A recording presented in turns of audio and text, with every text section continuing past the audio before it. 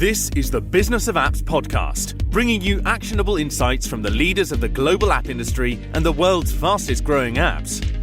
You can find more app news, data and analysis over at businessofapps.com. Welcome to the Business of Apps podcast. On this show, we invite app industry professionals to cover various topics. We promise to do our best to keep it both insightful but brief. In this episode, we have Geoff Cook, CEO of the Meet Group. Geoff, welcome to the Business of Apps podcast. Hey, it's great to be here. Thanks for having me. Absolutely. Thanks for coming. So, if you try to describe a human being with a single word, I believe it should be social. No matter where you live, your age, gender, meeting other people to socialize is one of the core features of what it means to be human. Today, so many of us use mobile apps to date or just meet other people. The company of my today's guest has some of the most popular apps on the planet that connect people on scale. But as always on this show, let's talk about you, Geoff, first. Tell us about yourself. Sure. So I'm the CEO of the Meet Group. I'm also a father of three, ages 5, 10, and 13. On the side, actually, I am a novice author. I write relatively regularly on Medium, and I published a children's book called Veronica and the Volcano. Wow, that's nice. It's a great hobby, labor of love, I suppose, right? That's right. That's cool.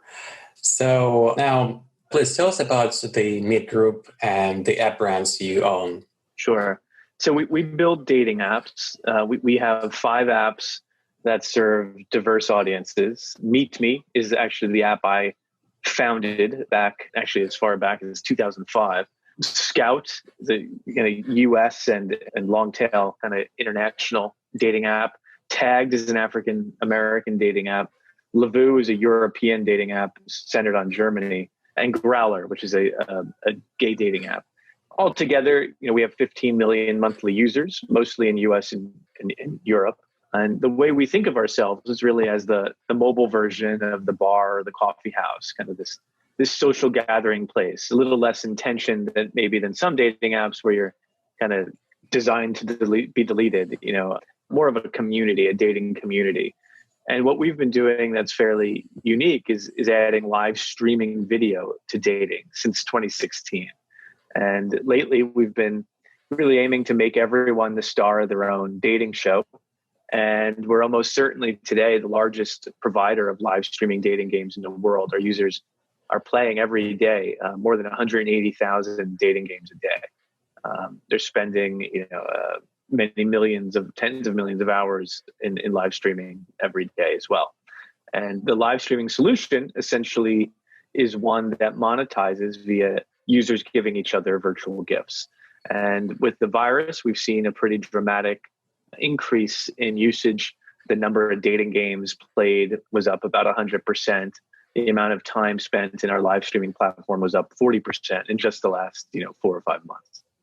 Now, it's a pretty big portfolio of apps and huge audience. So the whole business is pretty big. So I wonder, during these pandemic times, what management tools, what changes the way you operate did you have to put in place to go through these challenging times?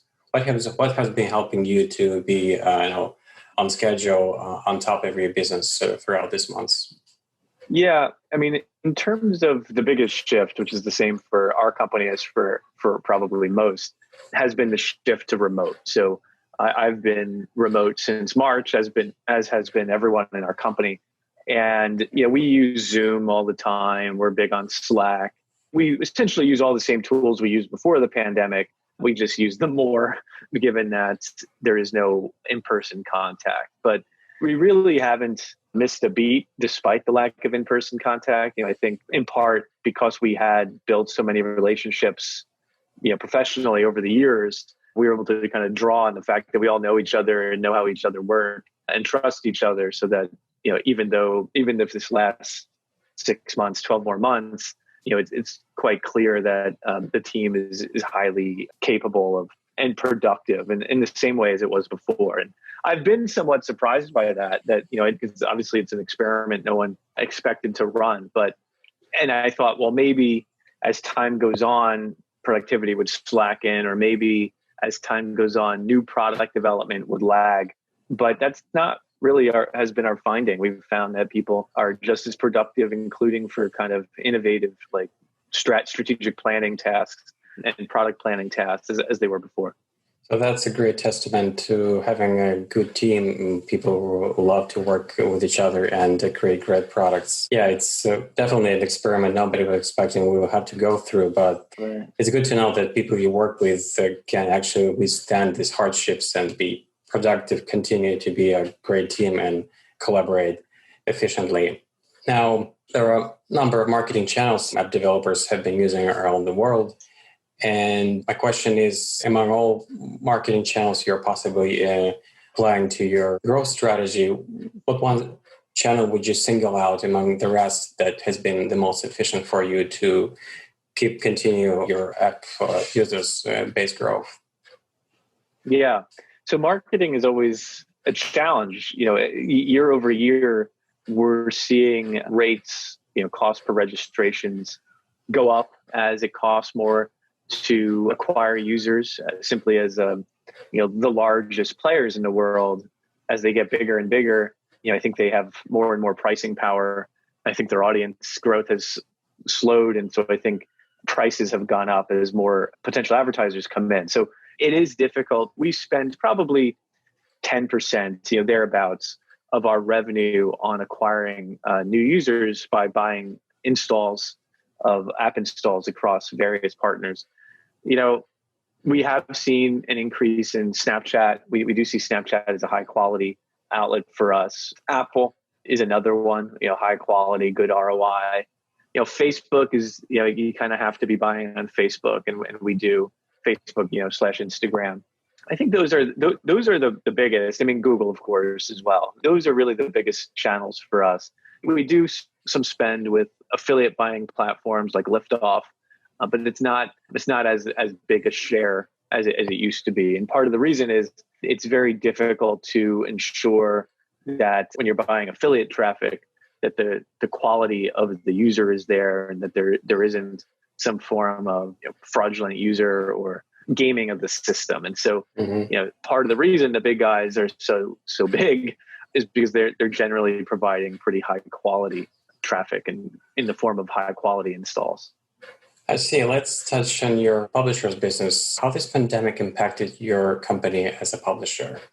Because we all remember what happened in March when, big companies began to pull out their advertising budgets, but perhaps some of those companies are coming back. What's going on right now in September?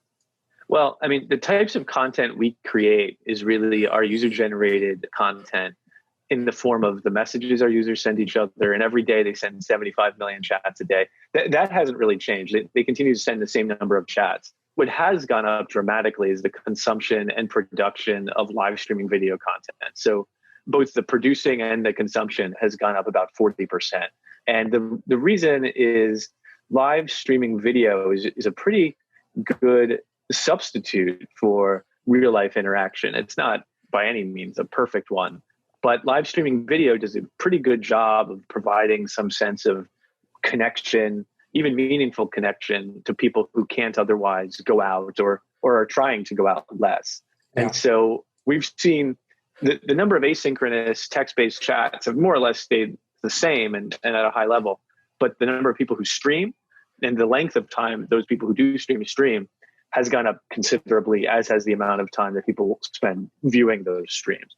And I mean, it's straightforward. I think the virus is largely shifted this behavior, but I do think that as society starts to come back, live streaming videos is going to have a much larger place in dating, as in every vertical, simply because people have become now familiar with using it, and they found a lot of benefits to using live streaming. For example, in the dating use case, it's common to go and date someone potentially prior to the pandemic. You might right swipe someone and go meet up at a coffee shop or somewhere local without necessarily even having chatted on video first.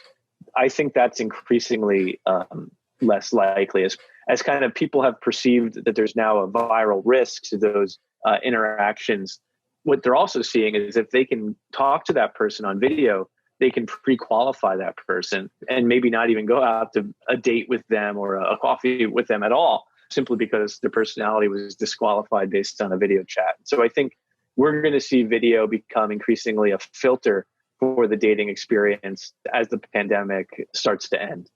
So if we can think of a kind of a silver lining, if it's even possible, in this situation, people became more cautious, more conscious with their choice, because they can actually kind of pre-screen people who they will be meeting in real life because they switched on live broadcasting and video communication. That's right. That's right. Let's kind of take a quick look into the future a little bit. How do you see people will be using your apps once this pandemic becomes the history and world, so to speak, will begin to breathe again normally, more or less? Do you think that the live streaming will continue to be a big part of your business? Is it something that will stick, or people could get back to normal face-to-face communication and the live streaming kind of decrease a little bit? Yeah, I mean, it's an interesting question. I think it's pretty clear that video is going to stick around far into the future of dating. Right now, it doesn't make any sense based on an interaction as shallow as a right swipe to risk exposure to the virus without even having confirmed things like physical appearance or, so many dating profiles are catfished. The person isn't even the person who they claim to be, or the image is very out of date. Video can tell you if the person's coughing or not. But, if you fast forward and you say, well, why would any of this continue when those risks are no longer? And I think it's just fundamentally because video is more efficient than swiping, right? You get so much more information on the person that you're interested in. You really get a sense of their personality in a way that no photo could ever suggest. And even if that photo took the form of a static video, that also would not even be close to being as rich as an interactive video where you can actually talk to the person live.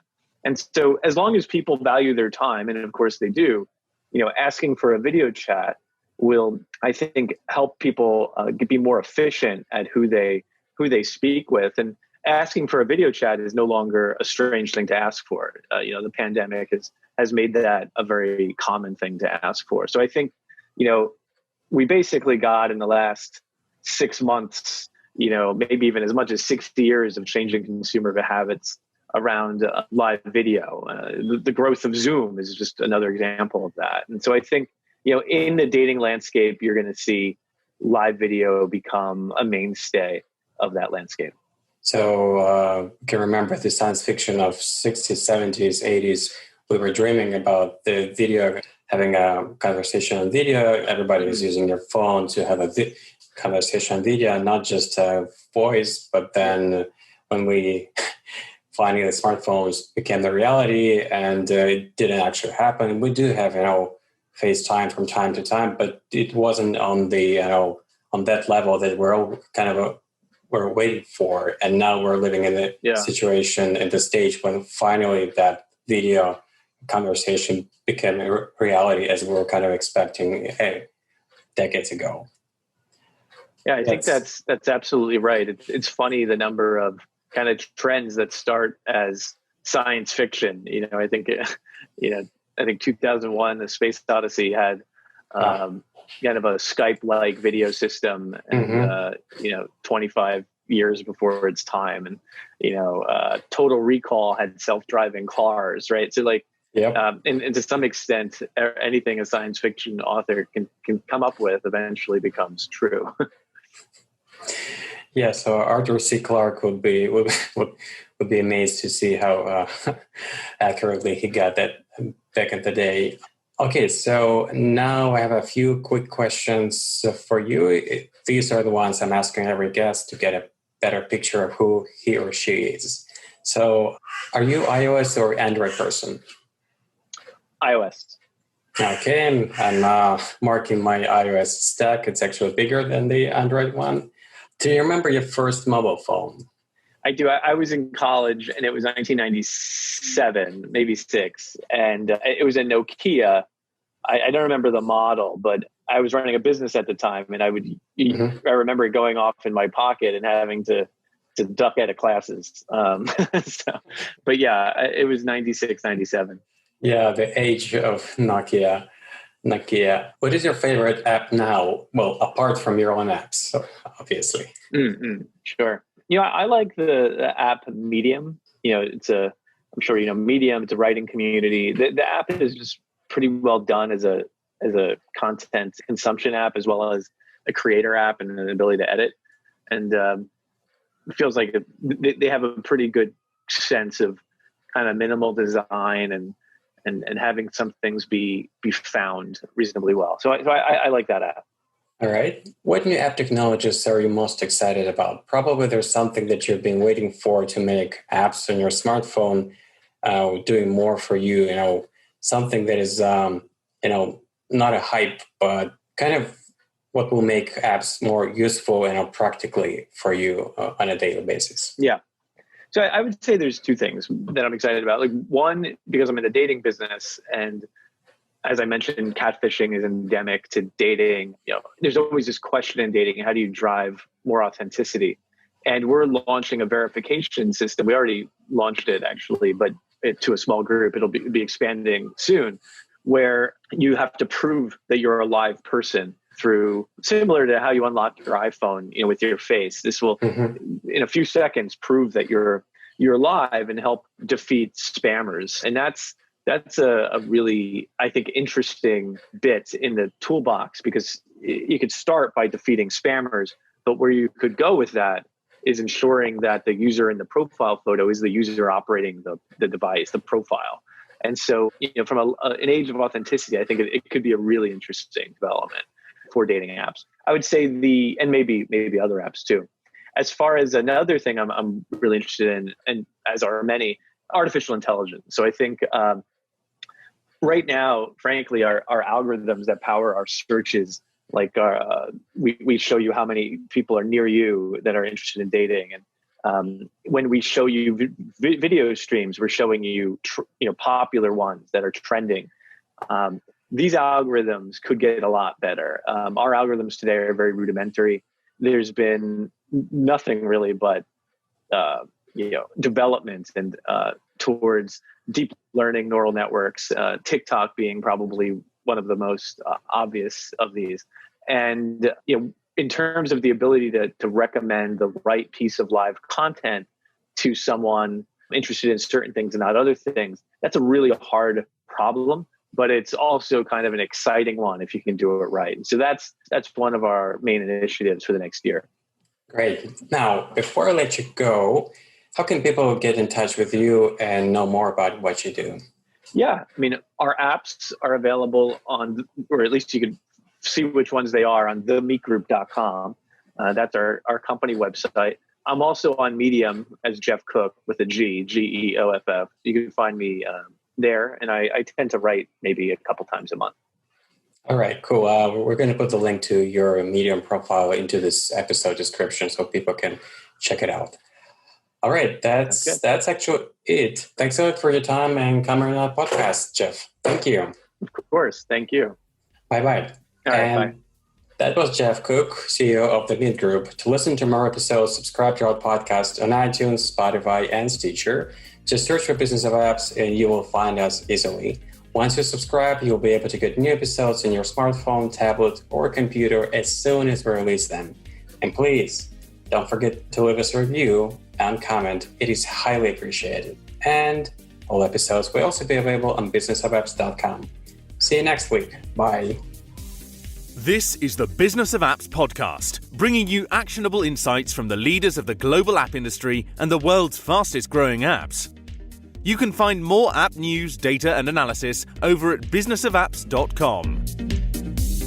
Thank you for listening to the Business of Apps podcast. For more, head on over to businessofapps.com.